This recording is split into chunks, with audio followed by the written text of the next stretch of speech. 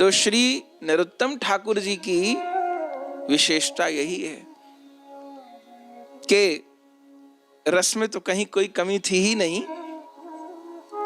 लेकिन जीव गोस्वामी जी के अनुगत्य में समस्त ग्रंथों को भी उन्होंने आत्मसात कर लिया। और फिर कल हमने श्रवण किया था कि तीनों ही आचार्यों को जीव गोस्वामी जी ने तैयार किया, निवासाचार्य प्रभु जी, नरोत्तम ठाकुर जी, श्यामानंद जी। और जब देख लिया जीव गोस्वामी जी ने कि तीनों तैयार हो गए हैं, तब जिस कार्य के लिए उन्होंने तैयार किया था, सत्संग का प्रचार हो, श्री रूप सनातन गोस्वामी पाद के सिद्धांत का प्रचार हो, चहुओं और महाप्रभु जी का अवतार जिस उद्देश्य के लिए हुआ, इस सारी पृथ्वी पर कृष्ण प्रेम की गंगा प्रवाहित हो, वृंदावन प्रेम का प्रकाश हो, उन कार्यों को सिद्ध करने के लिए तीनों को बाहर भी भेजना था। केवल ब्रज में रहकर बात पूरी नहीं हो जाती, बाहर भेजना था। तो श्री निवासाचार्य प्रभु जी को उनके गुरुदेव गोपाल भट्ट जी ने आज्ञा दे दी। श्यामानंद जी तो हृदय चैतन्य दास जी के शिष्य थे, उनकी आज्ञा से ही आए थे, जो कहें जीव गोस्वामी जी करना, उनको भी आज्ञा प्राप्त हो गई। लेकिन नरोत्तम ठाकुर जी को आज्ञा देने में एक संकोच था जीव गोस्वामी जी को। क्या कि एक तो नरोत्तम ठाकुर जी के प्राण गुरुदेव के चरणों में बसते थे, वो जानते थे कैसे उन्होंने दीक्षा ली है, प्राण बसते हैं, गुरुदेव तो उनके प्राण हैं। अब उनको कैसे कहूं कि गुरु जी से अलग हो जाओ और चले जाओ कहीं प्रचार के लिए। और दूसरा, लोकनाथ जी के पक्ष में भी उचित नहीं होगा ये, क्योंकि लोकनाथ जी 100 वर्ष की आयु हो रही है, इकलौते शिष्य हैं, और शिष्य भी नरोत्तम ठाकुर जी जैसे। वे भी चाहते होंगे मेरा शिष्य मेरे पास ही रहे, सेवा में सहयोग करे। और नरोत्तम ठाकुर जी दीक्षा लेने के बाद तो अगर आधा समय उनका ग्रंथ अध्ययन में, जीव गोस्वामी जी की सेवा में, तो शेष समय अपने गुरुदेव लोकनाथ गोस्वामी जी की सेवा में बीतता था। तो नरोत्तम ठाकुर जी श्री लोकनाथ गोस्वामी जी की प्राण प्रण से सेवा करते थे। अब चूंकि दीक्षित हो गए थे तो गुरुदेव भी संकोच नहीं करते थे सेवा ग्रहण करने में। अब तो उनके वस्त्र धोने की सेवा, उनके लिए ठाकुर जी की सेवा के लिए सामग्री जुटा देना, रसोई की सेवा, गुरुदेव पढ़ रहे हैं तो चरण सेवा, ग्रंथ पढ़कर सुनाना, ये सब सेवा गुरुदेव की करते थे। तो जीव गोस्वामी जी को संकोच होता था। तब जीव गोस्वामी जी ने मन में विचार किया कि नरोत्तम को तो कहना उचित नहीं है, मैं क्यों ना लोकनाथ गोस्वामी जी को ही कहूं, और लोकनाथ गोस्वामी जी ही नरोत्तम ठाकुर जी को आज्ञा देंगे तभी वो जाएंगे, क्योंकि गुरु शिष्य का प्रेम बहुत अद्भुत है और वे बड़े हैं, तो उनसे प्रार्थना करने में कोई हानि भी नहीं है। और नरोत्तम ठाकुर को कहता हूं तो वो मेरे में गुरु भाव रखते हैं, वो धर्म संकट में पड़ जाएंगे, क्या करूं मैं। तब जीव गोस्वामी जी गणमान्य आचार्यों के साथ लोकनाथ गोस्वामी जी की कुटिया में उस समय गए जिस समय नरोत्तम ठाकुर जी नहीं थे। अब लोकनाथ गोस्वामी जी तो दैन्य की मूर्ति, और सबने लोकनाथ गोस्वामी जी को प्रणाम किया, और लोकनाथ गोस्वामी जी ने सबको प्रणाम किया। मेरे अहोभाग जो आज सारे आचार्य कुटिया पर पधारे, क्या आज्ञा है इस अधम के लिए। तब जीव गोस्वामी जी ने प्रणाम पूर्वक, चूंकि जीव गोस्वामी जी बहुत छोटे हैं, लोकनाथ गोस्वामी जी तो रूप सनातन जी से भी बड़े हैं, प्रणाम किया और प्रार्थना की, हे गोस्वामी पाद, हम आपसे कुछ मांगने आए हैं। जीव गोस्वामी जी, इस कंगाल के पास आपको लगता है कोई वस्तु ऐसी है जो आपको दे सके? अरे मैंने तो कुटिया में बैठ के अकेले ही भजन किया है, लाखों लोगों के भजन का मार्ग तो जीव गोस्वामी जी आपने प्रशस्त किया है। मैं तो भजन मार्ग में आके स्वार्थी हो गया, गौर सेवा न बन पड़ी मेरे से। थोड़ा कुछ शुरू में हुआ, पर आपसे जैसी सेवा बनी ऐसी तो, जो केवल अपना भजन करके अपना कल्याण कर ले, वो कहाँ बहुत श्रेष्ठ है। अति श्रेष्ठ तो वह है जो अपना तो कल्याण कर ले, पर हजारों के कल्याण का मार्ग भी प्रशस्त कर दे। आप भले मेरे से आयु में कम हैं, लोकनाथ गोस्वामी जी ने कहा, पर जीव गोस्वामी जी मैं आपके प्रति गुरुवद भाव रखता हूँ, आदर का भाव रखता हूँ। ये सुनते तो जीव गोस्वामी चरणों में पड़ गए, नहीं नहीं आप पिता तुल्य हैं, आप गुरु तुल्य हैं, आप ऐसा नहीं कहिए। और लोकनाथ गोस्वामी जी ने कहा, जीव गोस्वामी तो आप स्पष्ट कहिए क्या कहना चाहते हैं। तब जीव गोस्वामी जी ने सारी अपनी रूपरेखा बता दी।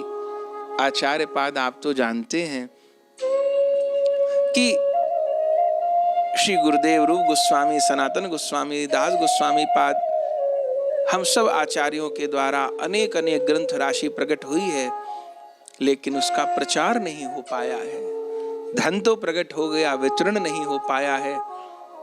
और उस सत्संग धन का, कथा धन का, कीर्तन धन का, नाम धन का चहु और वितरण हो, उसके लिए कोई एकदम गुरु निष्ठ, नाम निष्ठ, लीला निष्ठ, कोई भजनानंदी चाहिए, कोई नौ सीखिया मन चले के बस की ये काम नहीं है। ऐसा व्यक्ति चाहिए जो सिद्धांत पक्ष में भी परम पुष्ट हो, जो स्वयं महान भजनानंदी हो, रस पक्ष में भी पुष्ट हो, और इन दोनों के बाद में नाम प्रचार के कार्य में रुचि भी रखता हो, जरूरी भी समझता हो। अब आता बहुत कुछ है, पर कौन मेहनत करे, कौन बोले, कौन जाए, कौन घूमे, ऐसा भाव है तो फिर नहीं हो पाएगा काम। तो कृपा से भरा हुआ भी हो, लेकिन लुटाने में, वितरण करने में उसकी निष्ठा भी हो। तो उसी भाव से इन तीनों को तैयार किया गया है, निवासाचार्य जी, श्यामानंद जी, और तीसरे आपके नरोत्तम ठाकुर जी। लोकनाथ गोस्वामी जी ने कहा, नरोत्तम आपका ही है, मैंने तो आपकी आज्ञा पालन के लिए ही उसको दीक्षा दी है, और वास्तव में वो विलक्षण है, मैं भी उसके गुणों पर मुग्ध हूं, आप कहिए। जीव गोस्वामी जी ने कहा, और कुछ नहीं, बस हम चाहते हैं आप नरोत्तम की भिक्षा हमको दे दीजिए, नाम प्रचार के कार्य के लिए, महाप्रभु जी के प्रेम धर्म के प्रचार के कार्य के लिए आप नरोत्तम को हमें प्रदान कर दीजिए।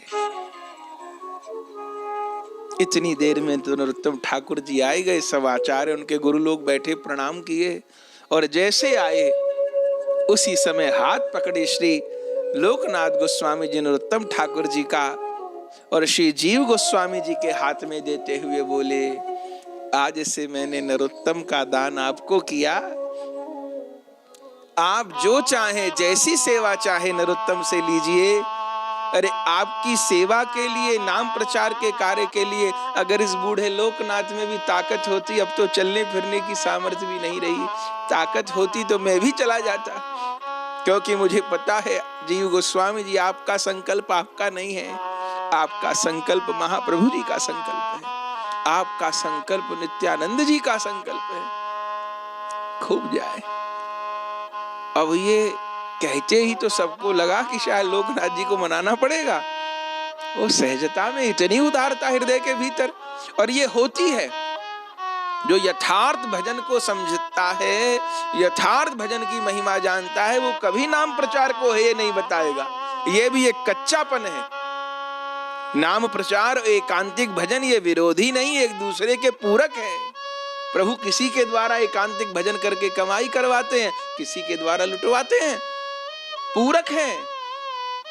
जब तक भेद माथे में रहता है तब तक सेवा भी नहीं बनती, भजन भी नहीं बनता, कुछ नहीं बनता, तब तक केवल गाल बजाना बनता है। लेकिन जब अंतर राज्य की भीतरी खबर लगती है तब पता चलता है ये दोनों में भेद नहीं, ये पूरक है एक दूसरे के। सहजता में प्रदान कर दिया। पहले तो नरोत्तम ठाकुर जी को बहुत पीड़ा हुई, पर जब देखा कि मेरे दीक्षा गुरुदेव, शिक्षा गुरुदेव दोनों की यही आज्ञा है, इसमें सुख है, तो मैं कैसे कह दूं मैं नहीं जाऊंगा, मैं तो उनका हूं, वो जैसे चाहे रखे। तब राजी हो गए।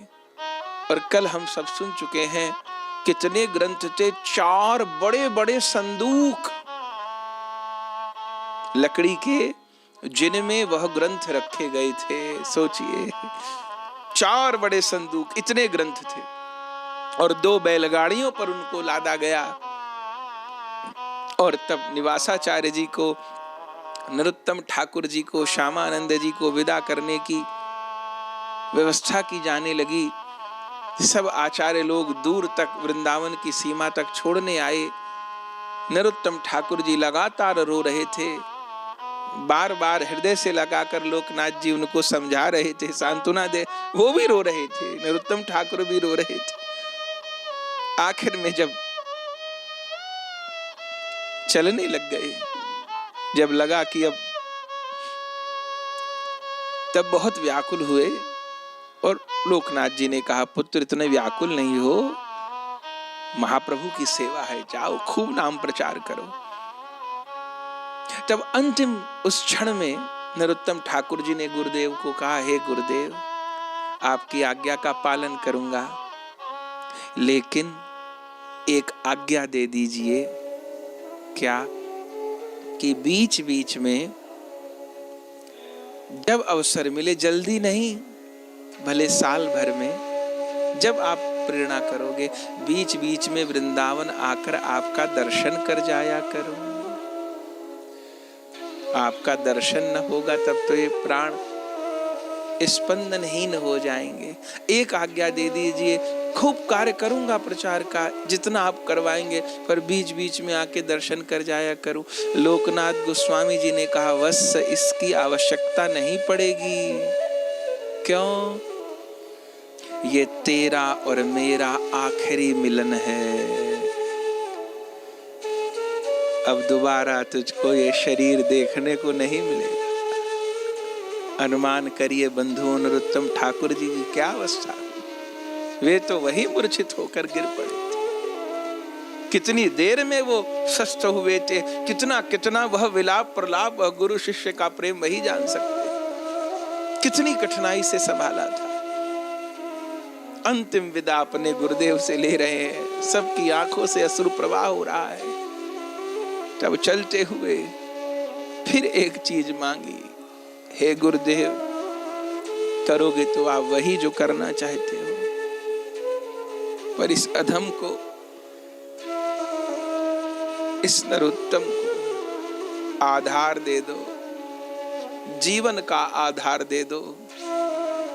बंधुओं, तब वही आधार लोकनाथ गोस्वामी जी ने नरोत्तम ठाकुर जी को दिया था, जो आधार चित्रकूट धाम में कभी भगवान श्री राम ने भरत जी को दिया था, जो आधार कभी श्री नवद्वीप धाम में श्री महाप्रभु जी ने देवी श्री विष्णु प्रिया जी को दिया था।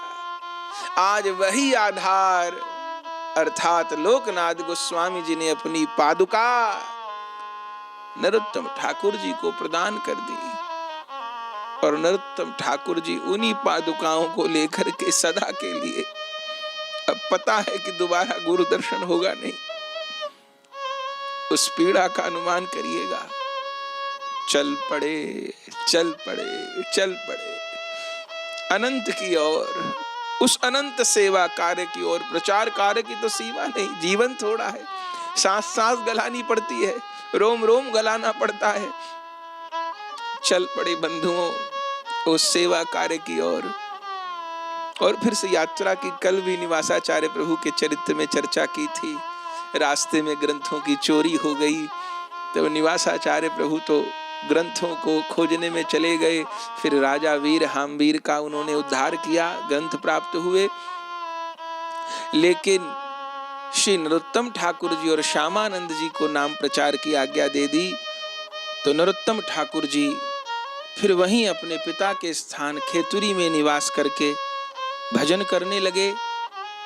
लेकिन ग्रंथों के चोरी की बात उनको बार बार दुखी करती थी कि निवासाचार्य प्रभु कैसे ग्रंथों को ढूंढ रहे होंगे, कहाँ ढूंढ रहे होंगे। तब कुछ दिन पश्चात उनको संवाद मिला निवासाचार्य प्रभु जी का कि ग्रंथ मिल गए हैं, सुरक्षित हैं, ग्रंथ कहीं नष्ट भ्रष्ट नहीं हुए। तब कितने प्रसन्न हुए नरोत्तम ठाकुर जी कि उन्होंने अपने वहां पिताजी के राज्य में 5 दिन का उत्सव मनाया और जो एक ग्लानि थी, चिंता थी, वो दूर हो गई। और उसके पश्चात फिर श्री नरोत्तम ठाकुर जी ने गौड़ मंडल की और नीलाचल की यात्रा की, क्योंकि ब्रजमंडल का दर्शन हो गया, वहां तो निवास ही किया, गुरुजनों की शरणागति की, पर अभी गौर लीला स्थलियों का दर्शन नहीं किया था। नवद्वीप भी गौर लीला स्थली है और नीलाचल भी गौर लीला स्थली है। तब महाप्रभु जी के लीला स्थली दर्शन करने का उद्देश्य और अभी जो शेष नवद्वीप और नीलाचल में गौर भक्त हैं उनका दर्शन करने के उद्देश्य से प्रथम नरोत्तम ठाकुर जी नवद्वीप गए। और जैसे नवद्वीप पहुंचे और दर्शन करने के लिए व्याकुल थे, कोई भक्त नहीं मिल रहा था, तभी उनको सामने से एक परम तेजस्वी साधु वैष्णव के दर्शन हुए। उन्होंने नरोत्तम ठाकुर जी से पूछा, तुम कौन हो? तब हाथ जोड़ प्रणाम कर नरोत्तम ठाकुर जी ने कहा, मैं खेतुरी ग्राम निवासी नरोत्तम ठाकुर हूं। परिचय पाकर वो प्रसन्न हो गए और फिर हाथ जोड़ करके पूछा, आप कौन हैं? तब उस साधु वैष्णव ने कहा, मैं अभागा शुक्लांबर हूं। आप शुक्लांबर नाम से परिचित होंगे, श्री महाप्रभु जी की नवद्वीप लीला के परिकर हैं। इनके यहाँ पर जब महाप्रभु गया जी से लौट कर आए थे तो इन्हीं के घर में सभा हुई थी और ये उस समय शुक्लांबर अकेले गौर लीला के, जिन्होंने प्रत्यक्ष गौर लीला देखी थी, अकेले परिकर बचे हुए थे। उस समय बूढ़े थे, अब तो चरणों में लोटपोट हो गए। और उन शुक्लांबर जी ने ही समस्त नवद्वीप गौड़ मंडल का आपको दर्शन कराया। महाप्रभु जी के घर में तो अब कोई नहीं था, शची माँ भी अंतर्धान हो चुकी थी, विष्णु प्रिया देवी जी भी, लेकिन महाप्रभु जी के घर में किसी प्रकार वो 2 सेवक रह रहे थे। आपको याद होगा, ईशान और दामोदर। ईशान शची माँ के सेवक थे और दामोदर पंडित विष्णु प्रिया जी के सेवक थे। वो दोनों सेवक भी अत्यंत वृद्ध अवस्था में किसी प्रकार प्राणों को धारण कर रखे थे। उनका दर्शन किया, उन्होंने समस्त महाप्रभु जी के उस समय घर का दर्शन कराया। कहाँ महाप्रभु जी सोते थे, कहाँ महाप्रभु जी के वस्त्र, कहाँ विष्णु प्रिया जी रहती थी, कहाँ शची माँ रहती थी, सब स्थानों का दर्शन कराया। अत्यंत भाव में विवल होकर के सब लीला स्थलियों का दर्शन किया। महाप्रभु जी की पदरज को मस्तक पर धारण किया। अनेक दिन तक गौड़ देश में निवास किया। शांतिपुर में जाकर के अद्वैत प्रभु जी के स्थान का दर्शन किया। कालना में जाकर के उन गौरीदास पंडित जी के दिव्य निताई गौर जी का दर्शन किया और फिर अनेक दिन नवद्वीप धाम में निवास करके गौड़ मंडल दर्शन करके फिर नीलाचल की यात्रा की। और नीलाचल में पहुंचे, हा गौर कहते हुए, तब शरीर संबंध में महाप्रभु जी के मौसा जी गोपीनाथ आचार्य, गौर कथा में इनका परिचय मिलता है, उन गोपीनाथ आचार्य जी का दर्शन हुआ। वे तब तक जीवित थे और उन्हीं के यहाँ निवास स्थान। तब उन गोपीनाथ आचार्य जी के अनुगत्य में नीलाचल का दर्शन, बिना दिखाए दिखे ना, बिना सिखाए सीखे ना, उनके अनुगत्य में नीलाचल लीला स्थलियों का दर्शन किया। काशी मिश्र जी के घर पर गए और जिस समय महाप्रभु की उस गंभीरा का दर्शन किया, जिस छोटी सी कोठरी में महाप्रभु कभी 18 वर्ष रहे थे, उस जीर्ण कंथा का, उस महाप्रभु जी की माला का, उन करुए का, उन पादुका का दर्शन करके कैसा विलाप, कैसा प्रलाप, कौन उसका वर्णन कर सकता है। सब नीलाचल की लीला स्थली, हरिदास ठाकुर जी का वह सिद्ध बकुल, हरिदास ठाकुर जी की वह समाधि, जगन्नाथ मंदिर में जहां महाप्रभु जी के चरण छप गए थे वह स्थान, जहां दीवाल पर महाप्रभु जी के उंगलियों के चिन्ह है वह स्थान, वह गड्ढा जहां पर महाप्रभु जी के अश्रु जल कभी एकत्र हो जाया करते थे, उन सब का दर्शन किया। उन जगन्नाथ जी के मंदिर में चरण चिन्ह तो दर्शन किए, निकट गदाधर प्रभु जी के स्थान पर उन पोथी का भी दर्शन किया जिन पोथी को गदाधर प्रभु महाप्रभु जी को सुनाते थे, और जो भागवत की पोथी महाप्रभु जी के प्रेमाश्रु जल से धुल गई थी, गल गई थी, उस पोथी का दर्शन किया। टोटा गोपीनाथ जी का दर्शन किया, और जो जो उस समय प्रधान भक्त थे उन सब का दर्शन किया, और सबका दर्शन करके परिपुष्ट होकर के पुनः खेतुरी लौट आए। और तब